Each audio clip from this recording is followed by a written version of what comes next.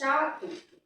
Allora, voi che non sapete fare i collegamenti, ok? Vi spiego come si fa. La situazione è veramente preoccupante, dà paura. Ripeto, io non ho ancora mandato il mio figlio a scuola novamente perché, come ho detto, manca veramente la fiducia.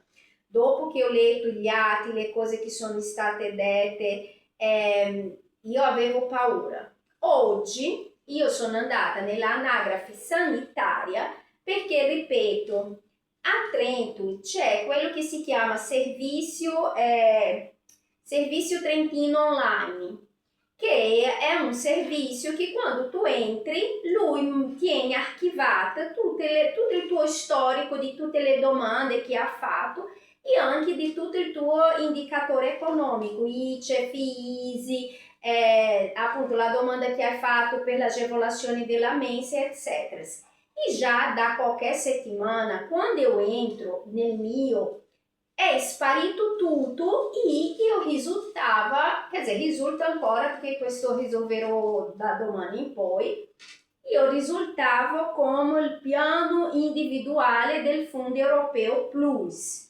Detto così, sembra la settima meraviglia del mondo, ma quando tu vai a guardare nello specifico, si rendi conto che questo piano sono per le persone veramente così, che non hanno avuto il storico che ho avuto in Italia e per lo più è collegato di solito a delle persone che hanno della disabilità, ok? Io ho chiamato l'INPS nazionale. L'INPS nazionale ha detto no, qua non consta nessuna invalidità, infatti non c'è, non esiste. E lei ha detto, però lei dove abita? E ho detto a Trento, e lei ha detto, no, lì però lei bisogna chiedere all'INPS di Trento perché loro sono una provincia tutta di per sé e loro sì possono fare delle cose all'interno che noi non sappiamo. Meno male che è uscita la nuova legge dell'INPS nazionale. Comunque la Pulci è rimasta qua. Io questa mattina sono andata a controllare nell'ALS, nell'anagrafe sanitaria. Quando sono andata nell'anagrafe sanitaria, in effetti mi ha confermato che a mio carico esiste una esenzione di ticket per malattia e ho chiesto a lei di stampare. E quindi quando lei ha stampato è uscito il codice della malattia, che quando sono andata a guardare nello specifico di che cosa si tratta, di una malattia rara, ok? È sempre lì legata a tireoide. Il problema è che se io avessi questa malattia rara, che teoricamente questo codice risulta dal 2022, noi siamo nel 2026, se io avevo quella malattia che risulta lì, io sarei già morta perché è una malattia invalidante da tutti i punti di vista. E una persona che soffre di quella malattia non può stare senza prendere dei medicinali e oltretutto non sarebbe assolutamente capace di svolgere tutti i lavori, extra lavori e la vita stressante che ho avuto con l'energumeno del padre del mio figlio e principalmente nell'ultimo anno. Tanto che io ero lì, ho detto, guardi, puoi stampare anche, puoi controllare il mio figlio, perché appunto io non mi fido né della Fedrizzi né della Graffer che non cura niente, perché io ho pensato, le uniche persone che avrebbero la possibilità di entrare nel sistema di anagrafi sanitaria a Trento, assim, fare queste cose locali, provinciali, le uniche persone che avrebbero la possibilità in questo momento sarebbero loro due. E io ho detto, ma lei può stampare per favore del mio figlio? Quando lê a stampato del mio figlio, che cosa è successo? O mio figlio risulta. Non uso il nome della via, ovviamente, per una questione di privacy, quindi mi invento il nome della via, ma il ragionamento è lo stesso, ok? Allora, mio figlio risulta via X, numero 3, che è la mia, la mia residenza, ok? Solo che io risulto via X, numero 3, residenti, e mio figlio risulta via X3, domicilio.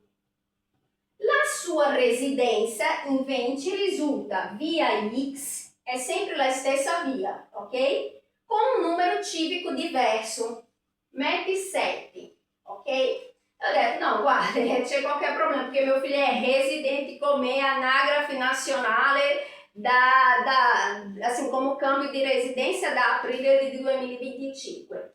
Aí eu detto, então, lei pode, per favore, sistemare? Ele ha detto, no, non posso perché il sistema è cambiato, io non posso cambiare e è stata una cosa decisa dal comune. Allora, sono andata al comune, ok? Quando arriva al comune, che cosa dice il comune? Il comune dice no, non è vero. Il suo figlio è residente insieme a lei in via X3. Stampo anche la lettera di protocollo di cambio di residenza. E per sicurezza è stampato anche il certificato pagando la marca da bollo. Però qual è il problema? Il problema è che sono andata a vedere dov'era questo indirizzo via X7. Allora, questo indirizzo dove il mio figlio risulta nella anagrafe sanitaria, perché nella anagrafe del comune è tutto a posto, infatti loro hanno detto è tutto a posto, stampiamo, torni lì nello sportello dell'anagrafe sanitaria. E ho detto, ma lo sportello dell'anagrafe sanitaria ha detto che è stato voi, morale della favola. Sono andata a vedere questo indirizzo dove mio figlio nell'anagrafe sanitaria risulta residente, ok? E è semplicemente un indirizzo normale con persone normali e io ho fatto anche la foto del citofono, ok? Però appunto io non sono, sì, non sono, guarda c'è l'asino che vola! Quindi ho guardato e ho controllato i cognomi. Allora, i cognomi io non ho ancora controllato tutti, però ci sono 2 cognomi, 3 che mi hanno chiamato subito attenzione. Il primo, perché ho già controllato, rimanda a una possibile persona legata a Bari. E Bari, guarda caso, rimanda alla famosa Casale che ha emesso il referto del consulto falso del padre nel 10 del 24 e che dopo aveva fatto una denuncia che avevano rubato il suo timbro e qualche mese dopo, tipo a dicembre, era in un convegno farmaceutico, indovina dove? Bari. E chi c'è a Bari anche, non Bari, ma lì nelle vicinanze di Bari, il zio del mio figlio, il famoso zio che la zia chiama di, come si dice, qual è la parola? Infami e che leggendo gli atti è stato forse il più bugiardo di tutti. Uno. Poi dopo un altro che mi ha chiamato attenzione è il cognome Visitanier. Perché? Perché il cognome Visitanier rimanda alla Santa Paolina, che è legata a Vicolo Vataro, di cui effettivamente ho una conoscenza e questa conoscenza io l'ho trovata ha dei forti legami con l'arcivescovile. E anche con Rio Grande do Sul del Brasile. Allora, perché che io sono molto preoccupata? Perché è un dato di fatto. Rio Grande do Sul, per chi è brasiliano, sa molto bene che tra la regione, il sud del Brasile, è tra la regione che traffica di più bambini dal nord e nord-est del Brasile, ovviamente, che sono le regioni più povere. Loro comprano, rubano i bambini del nord e nord-est, delle ragazze che sono in condizioni orribili, comprano o rubano i bambini bianchi, ok? Perché a loro non interessano i neri, bianchi, e sono venduti al sud, e dal sud loro vengono dopo, entrano nella tratta delle adozioni internazionali. Quindi volete sapere come spariscono i bambini? Ve lo dico io tramite questo semplice gioco.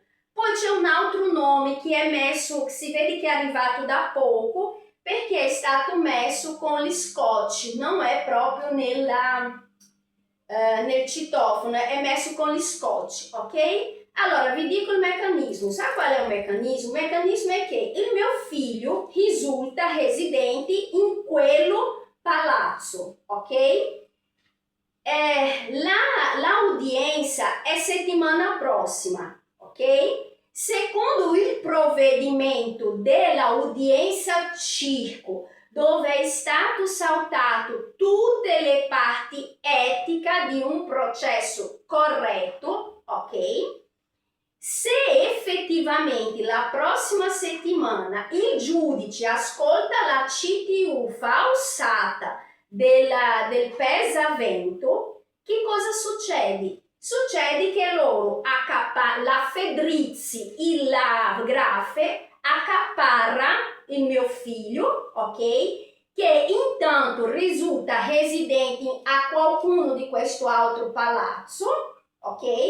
Lo fanno perché che vogliono tanto che lui entri nella neuropsichiatria infantile? Perché se lui entra nel Santa Chiara, che è già conosciuto come delle persone che spariscono nel nulla, allora entra nel Santa Chiara, qualcuno che ha questa stessa residenza si fa passare o per il suo padre o per la sua madre, con il benestare di queste due criminali, Fedrizzi e Grafe, il mio figlio sparisce nel nulla. E è così che spariscono anche, per questo che i vostri figli finiscono in struttura e dopo loro non vi lascia vedere. Non è perché non vogliono che voi non vedete loro, è perché tramite questi piccoli meccanismi burocratici loro possono giocare i bambini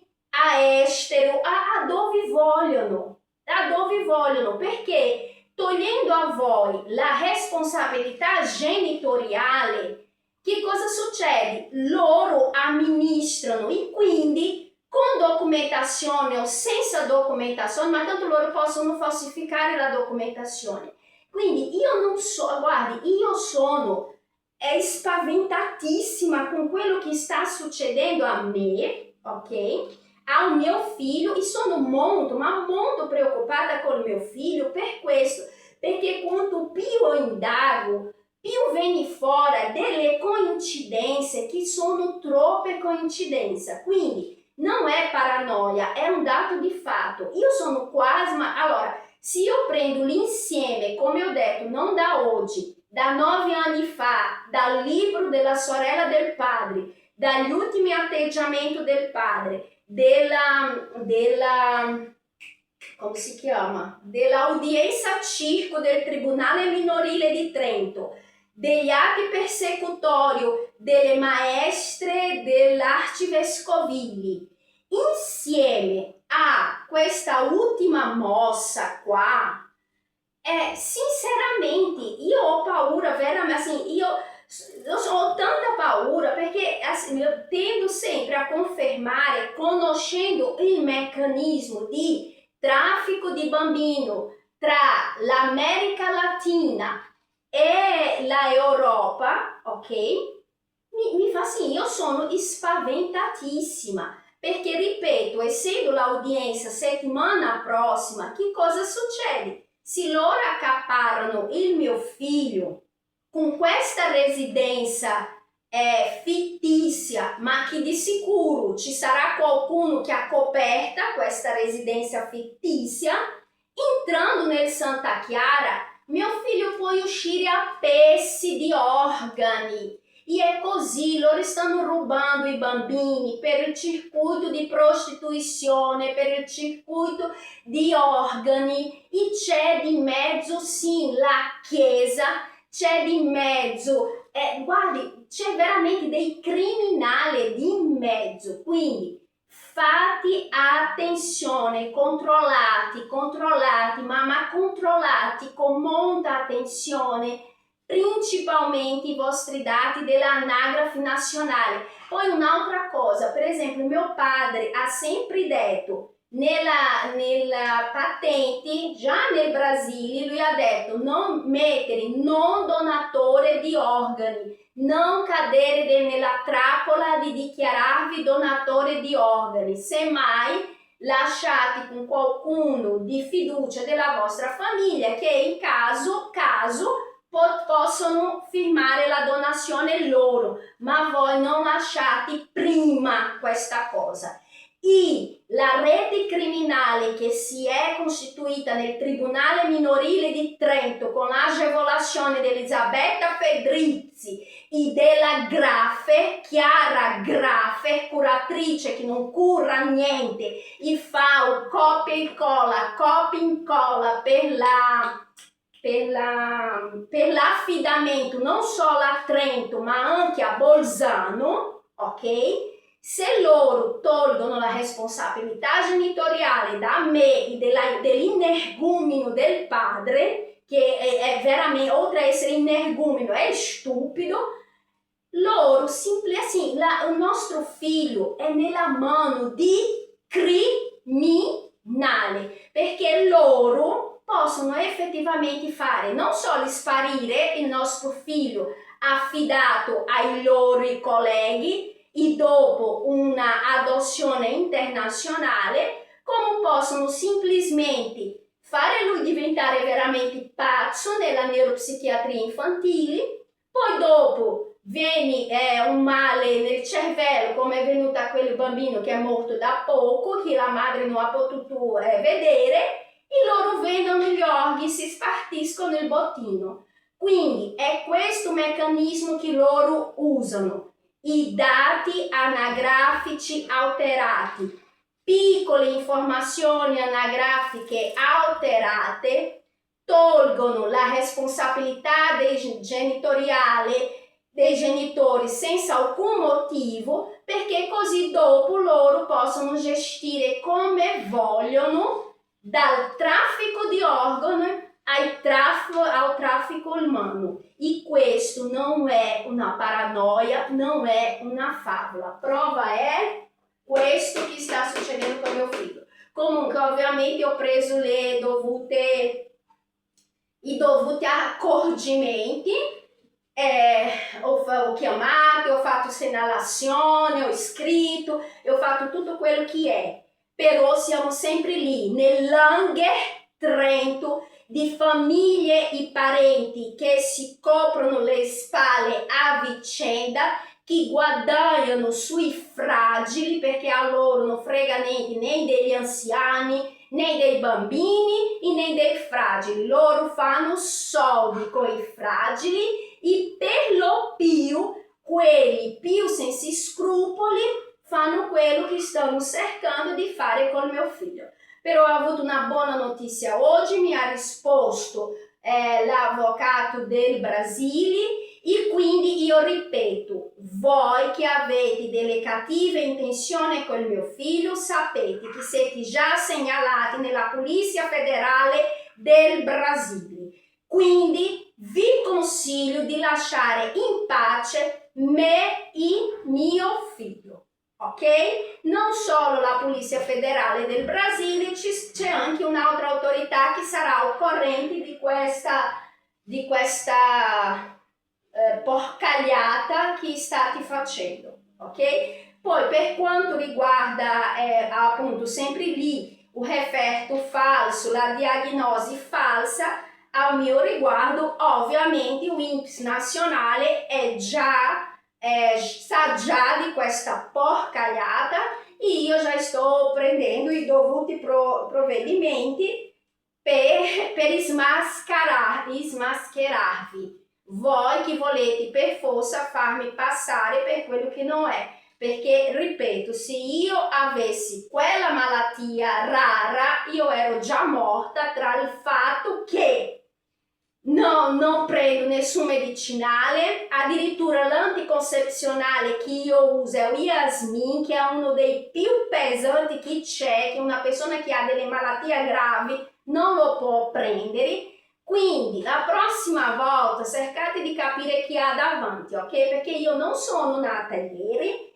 Ripeto, sono in Italia non da 15 giorni, da 15 anni, della mia salute ci tengo tantissimo perché al contrario di voi, il mio motto è sempre stato volere è potere, felicità, salute, soldi, sesso quando io ero giovane, salute, soldi e serenità da vecchia. Quindi se non è chiaro, la salute è sempre stata in primo posto, quindi prima di voi, eu non bisogno di qualcuno si preoccupi con la mia salute, no, perché io ci tengo a mia salute, ok? E se non fosse state voi, neanche i capelli bianchi adesso io avevo, sai? Altro che 10 anni di meno, io sembrerei ancora una ragazzina se non mi avevate fatto invecchiare 10 anni uno con tutta questa messa in scena, questo circo di criminali. Ma andate a lavorare per bene invece di fare male alle persone.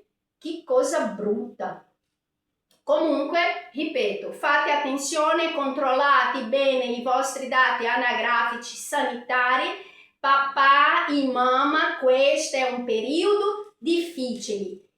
Tenete i vostri bambini, attaccatevi ai vostri bambini, non cercate mai l'aiuto di assistenza sociale, è una trappola. Non credete, femmina, che subite violenza, la miglior cosa da fare è andare via e lasciare perdere, perché l'unica cosa che riuscite è essere ancora più venite violentate 2, 3, 4, 5 volte di più, ok? E le ragazze giovani, se volete fare dei figli, uscite dall'Italia, non fate figli in Italia perché non ne vale la pena.